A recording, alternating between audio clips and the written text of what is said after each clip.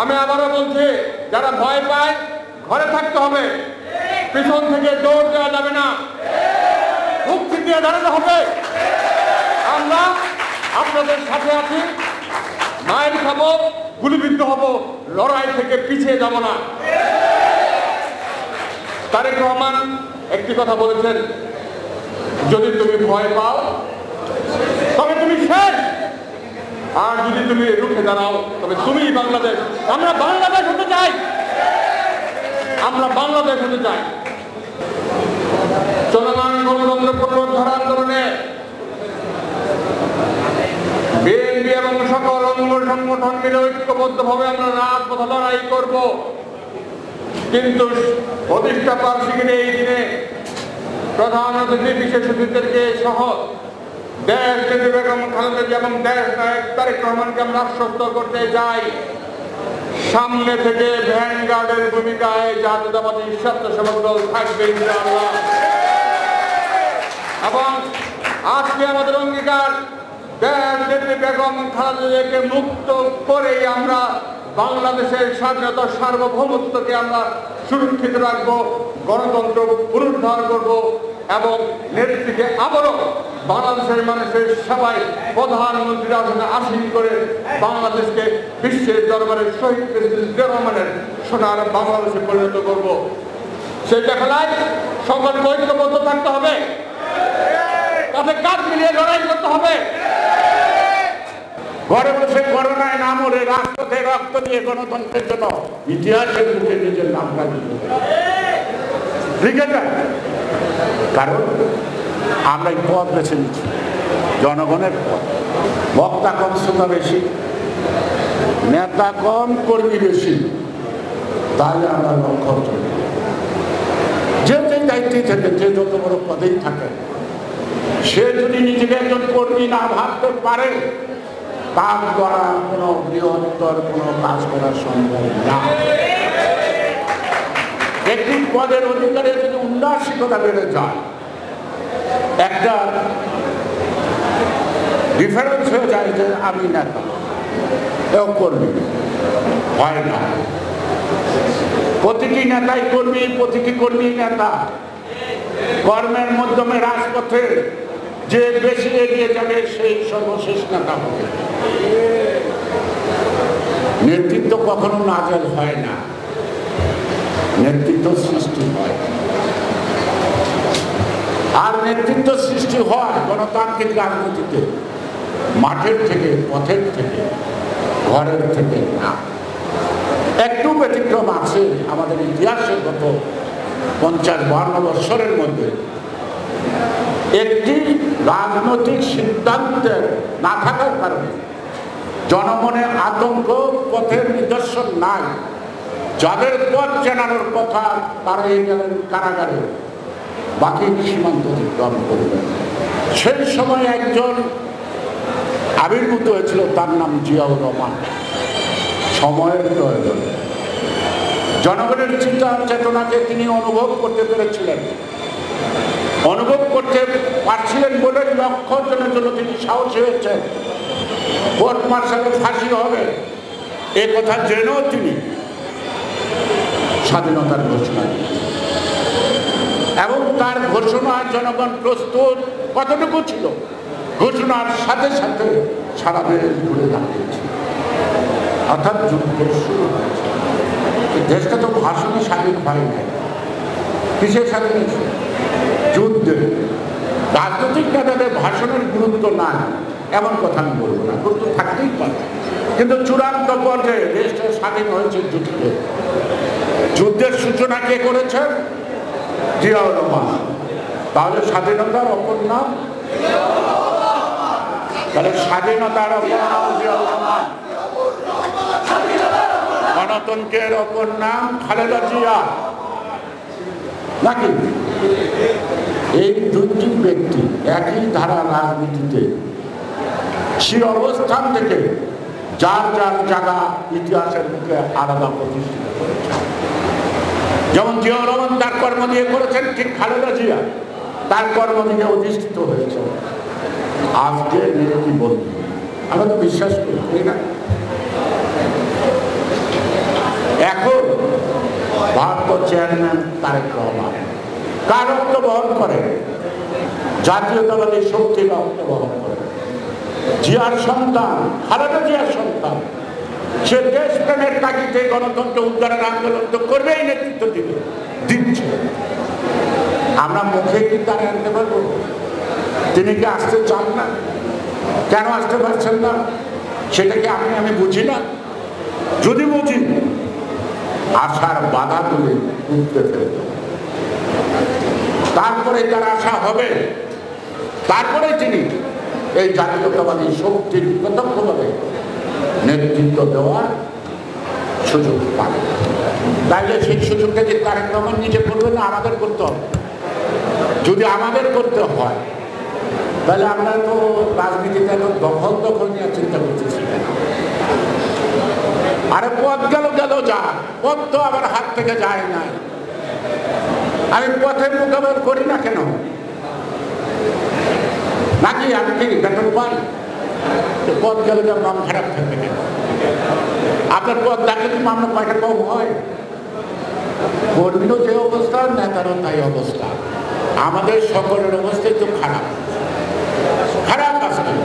তাহলে আমাদের কাজ করবে, ঐক্যবদ্ধভাবে স্বৈরতন্ত্রকে মোকাবেলা। কয়েকদিন আগে আমি বলছিলাম বিশ্বাস নেই যে সরকার ভেরিফিকেশনে আসছে, খুব লাগছে। ওবায়দুল কাদের বলছে না বিএনপি ভেরিফিকেশন আছে। বিএনপি হাসিনা নামক করোনায় আক্রান্ত, কিন্তু ভেন্টিলেশনের নাই, জেনারেল বেডে আছে। অক্সিজেনের ঘাটতি দেখা দেয় নাই। যত মারে ততই বিএনপি বাড়ে, যত মামলা দেয় ততই কর্মী বাড়ে না? এই অবস্থার মধ্যে এই বৃষ্টিটা না থাকলে এর চেয়ে বেশি লোক বাইরেছে।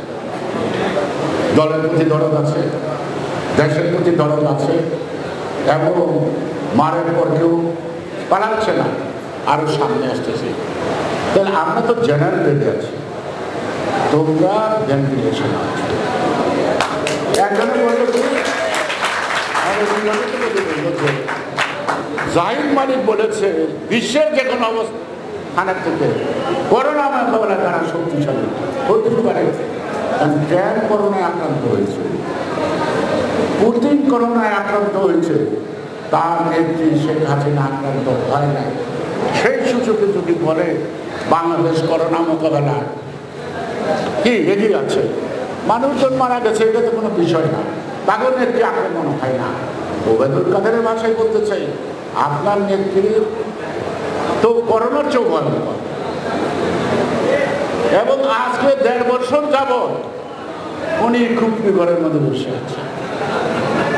আর ওবায়দুল কাদের দেখা যায় কি টেলিভিশন একটা খুপড়ি বাক্সের মধ্যে ডেইলি প্রতিবাদ, ডেইলি কথা, লাশ সরম নয়, তাদের দিয়ে এই ধরনের রাজনীতি হয়।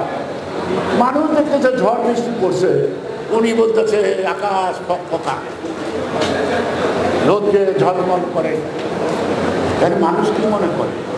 এদের কথা শুনে যে মানুষ বিরক্তি বোধ করে, এই কাণ্ডজ্ঞানটা তাদের এখন হয়েছে, হয় না।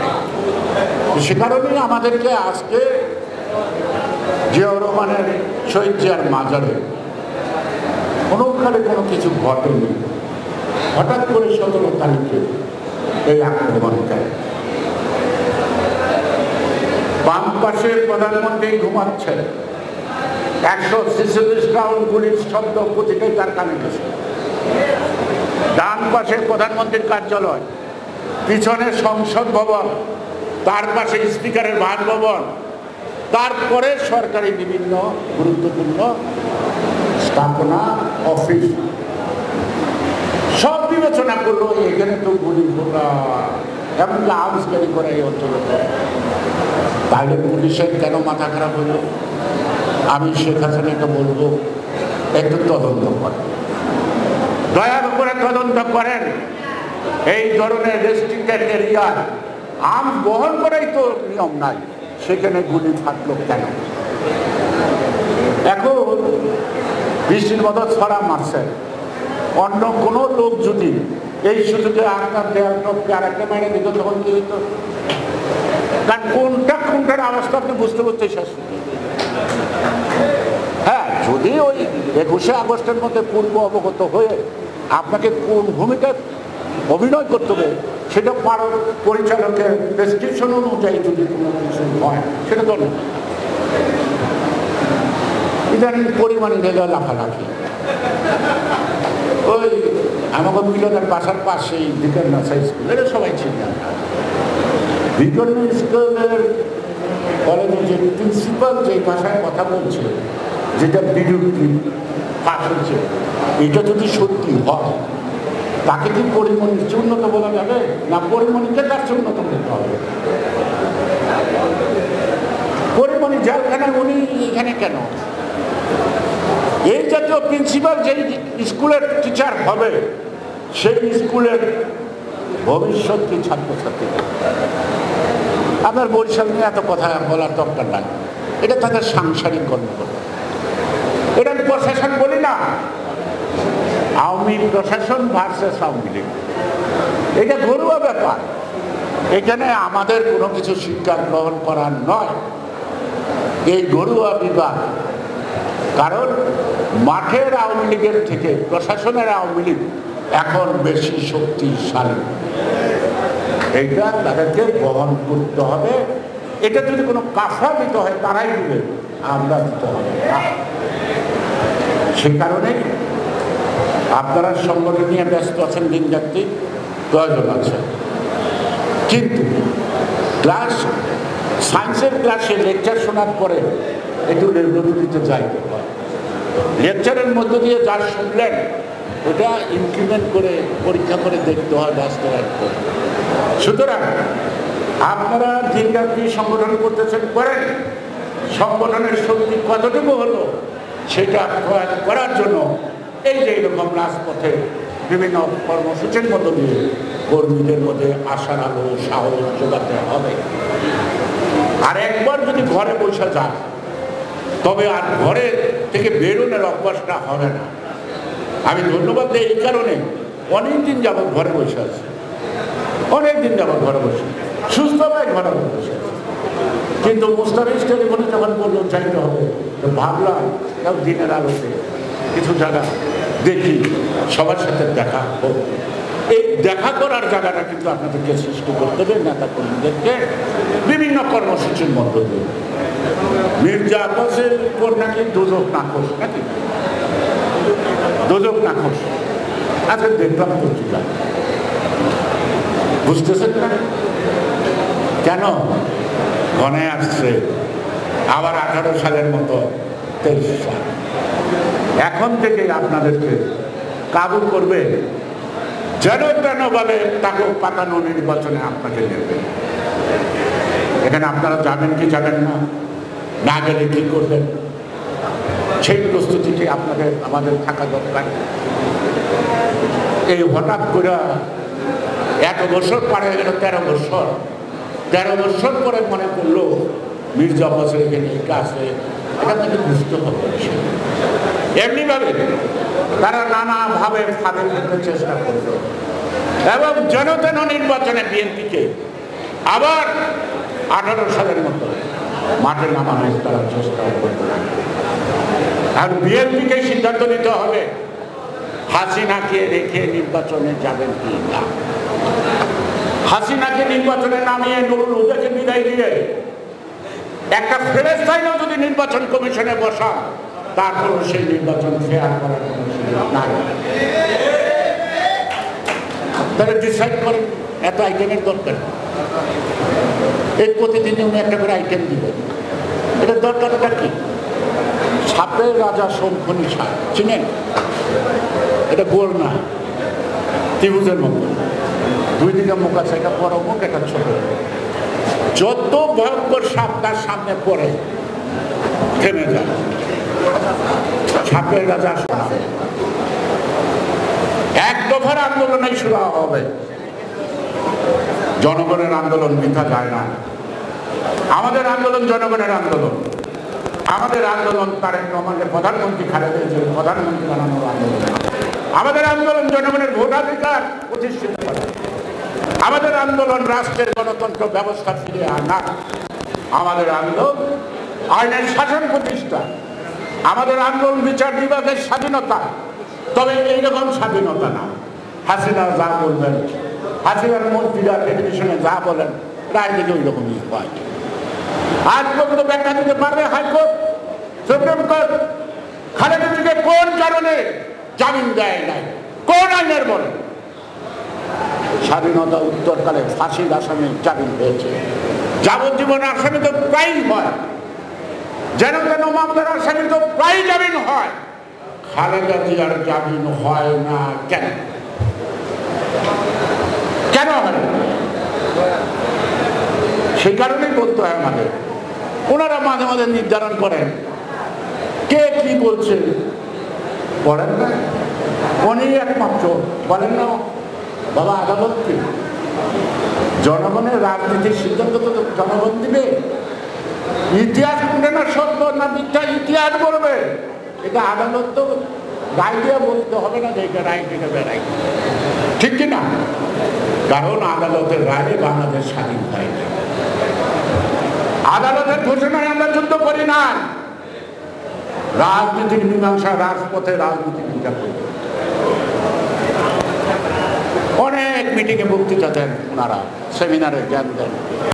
আমি সম্মানের সাথে বলবো, বিনীতভাবে বলবো, আপনারা যে কোনো সুধী সমাবেশে বক্তৃতার সময় খালেদা জিয়াকে কোন আইনের বলে জামিন দেন নাই, এইটা একটু জনগণের সামনে ব্যাখ্যা করো। জনগণ জানতে চায়, জনগণ জানতে চায়।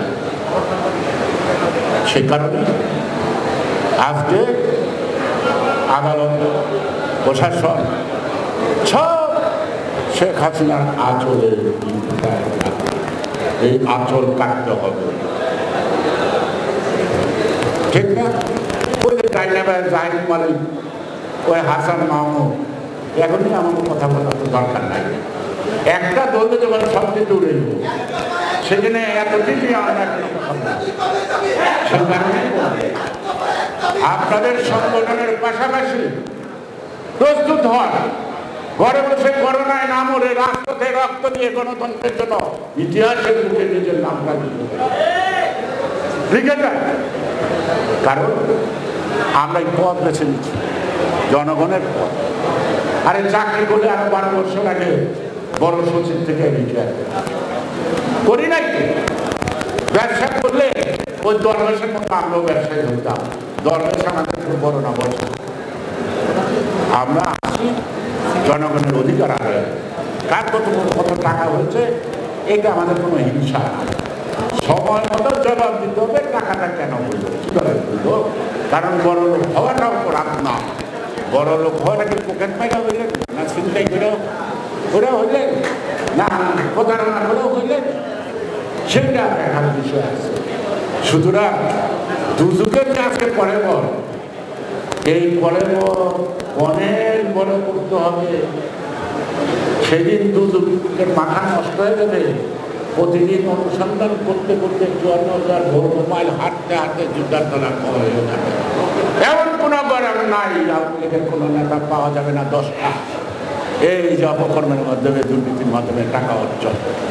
আর মুদ্র বছর তো রেকর্ড করছে মাত্র 10 লক্ষ কোটি টাকা, 10 লক্ষ কোটি টাকা বিদেশে চলে গেল। তার মানে মুদ্রা পাচারের ফার্স্ট, মিথ্যা কথায় ফার্স্ট, কোনটায় ফার্স্ট? সব কিছুতে ফার্স্ট, সব কিছুতে সুযোগ খায়। অনেকে বলে না আমি মিথ্যা কথা বলে, আমি মিথ্যা কথা বলে বলবো না, ওরা সত্য কথা জানে না। এটাই অপরাধ দিয়া। ওরা সত্য জানে না তাই বলে না, তাই না? সুতরাং আমরা এই মিথ্যা কথায় উত্তর দিতে গিয়ে আমরা কেন সময় নষ্ট করবো? আমাদেরকে আগামী দিন ডু অর ডাই গণতন্ত্র চাই। খালেদা জিয়াকে মুক্ত করব, খালেদা জিয়া মুক্ত হলে তো গণতন্ত্র মুক্তি পাবে। আর তার পূর্ব সরকারের পতন, তারপরে আর কোনো দাবি দরকার নাই, তারেক রহমান আসবে। আরে এরপরে তো জায়গা হবে না যদি না আসবে, এটা তো বলার অপেক্ষা রাখে না। এবং তারেক রহমানের আজকে মাতৃকুলের শিশুর কানেও তার নামটা পৌঁছে দিচ্ছে, আমরা যতটা না তার চেয়ে অনেক অনেক বেশি সরকার তারাই প্রচার করে দিচ্ছে। সেই প্রচারে কিন্তু আমরা ফের অতটা প্রচার আমরা করতে পারছি না, কিন্তু যত প্রচার তারা করছে। তো সেই জন্য বলবো, স্বেচ্ছাসেবক দল সেবার সংকল্প নিয়ে জন্ম, সেবাই ধর্ম, গণতন্ত্রের মুক্ত একটি জাতীয় সেবা। সেই সেবায় মনোযোগ দিয়ে আন্তরিকতার সাথে সাহসিকতার সাথে ইতিমধ্যে আমাদের যারা প্রয়াত সেই শফিউল বারী বাবু সহ যারা আমাদেরকে হারিয়েছি, তাকে রক্তের ঋণ পরিশোধ করার একটি উপায় গণতন্ত্র প্রতিষ্ঠা। সবাইকে ধন্যবাদ। বাংলাদেশ।